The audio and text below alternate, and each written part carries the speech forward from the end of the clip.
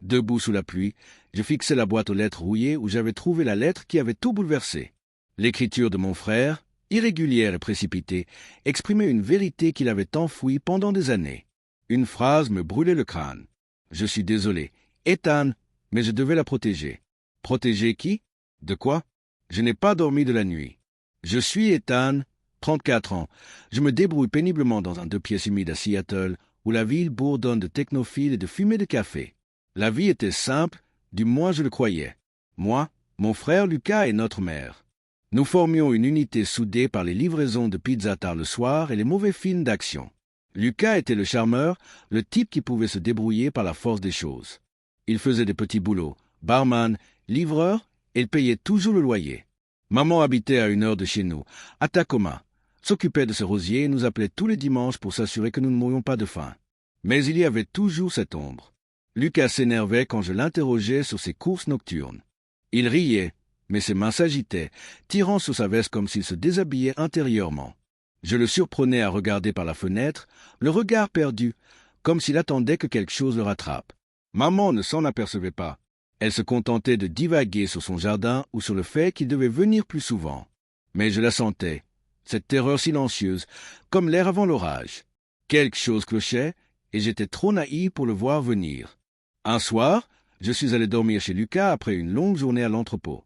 Son appartement sentait la bière éventée et le cèdre, mais il y avait une légère odeur métallique que je n'arrivais pas à identifier. Sous son canapé, j'ai trouvé un ticket de caisse Oissé, daté de 2 heures du matin. Un bar de l'autre côté de la ville, le rustillant encore. Pourquoi était-il là? Il m'a dit qu'il travaillait. J'ai fourré ma poche, le ventre noué, mais je n'ai rien dit. 1 semaine plus tard, j'aidai Lucas à déménager des cartons dans son nouvel appartement à Capitol Hill. Il était distrait et me criait dessus pour un rien. J'ai laissé tomber un carton et il s'est ouvert, répandant des papiers sur le sol. C'est là que je l'ai vu. La photo d'une femme que je ne connaissais pas, 30 d'années, au regard perçant et avec une cicatrice sur la joue. Derrière, une lettre adressée à Lucas, de la même écriture irrégulière. Tu me dois bien ça, Lucas. Protège-la ou je lui dis tout. Qui est-ce? Ai-je demandé en brandissant la photo. Son visage est devenu blanc comme si je l'avais surpris en train de voler. Personne, a-t-il murmuré en me l'arrachant. Juste un vieil ami, mais sa voix s'est brisée et il ne voulait plus me regarder. J'ai insisté, la voix plus forte. Lucas, que se passe-t-il? Qui te menace? Il a secoué la tête en murmurant. Lâche ça, Ethan. S'il te plaît. Je suis parti. La photo est restée gravée dans ma mémoire, mais ce n'était pas le pire. Les semaines suivantes ont été un véritable tourbillon de tension. Lucas a arrêté de répondre à mes SMS. Il débarquait chez les mères avec des bleus inexpliqués, invoquant des nuits maladroites. J'ai commencé à remarquer des choses. Détrant en voiture au ralenti devant chez lui, un type en blouson de cuir nous observant au restaurant. Mon travail d'entrepôt était brutal. Des journées de 12 heures à déplacer des caisses. Mais je n'arrivais pas à me concentrer. Chaque nuit, je restais éveillé, le ticket de caisse et ses photos me hantant. Qui était-elle? Pourquoi Lucas mentait-il? Une nuit, je l'ai suivi. C'était stupide, je sais, mais il le fallait. Il s'est rendu dans un entrepôt délabré près des docks. Le genre d'endroit où l'air sent le pétrole et le regret. De ma voiture, je l'ai regardé la rencontrer, la femme de la photo. Ils se sont disputés. Sa voix était sèche. Il était désespéré. Elle lui a tendu une enveloppe et l'a fourrée dans sa veste. Mon cœur battait la chamade. Avait-il des ennuis? De la drogue? Pire encore? J'aurais voulu le confronter, mais quelque chose m'en a empêché. Webby n'est pas le frère que je connais. Puis maman a appelé, la voix tremblante. Ethan, Lucas n'est pas venu dîner. Il ne répond pas. Je suis inquiète. J'ai menti. J'ai dit qu'il travaillait probablement tard, mais j'avais la main moite. Ce soir-là, j'ai trouvé un autre mot glissé sous ma porte. Arrête de fouiller ou tu le regretteras. Mon sang s'est glacé. Quelqu'un savait que je l'observais. Je n'en pouvais plus. Je suis allé chez Lucas en voiture, la pluie battant mon pare-brise. J'ai frappé à sa porte, la voix rauque. Ouvre, Lucas. Je sais que tu es là. Il a ouvert, les yeux injectés de sang, empestant le whisky. Qu'est-ce que tu veux, Ethan? A-t-il bredouillé.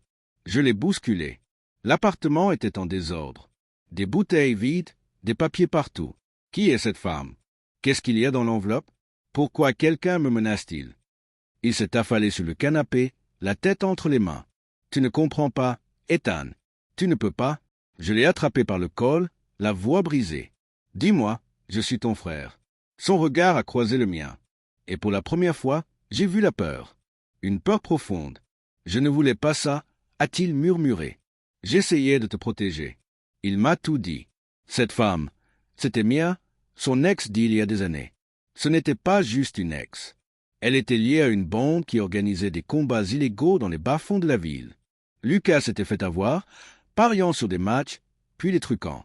Il leur devait de l'argent, des milliers, et quand il ne pouvait pas payer, il venait le chercher. Mais ce n'était pas le pire. Mia avait une fille, une petite fille de 6 ans nommée Lily, la fille de Lucas. Il avait gardé son secret, même pour maman, parce que la bande de Mia était dangereuse. Ils avaient menacé Lily si Lucas ne faisait pas ce qu'il voulait. Faire des courses, transférer de l'argent, truquer des combats.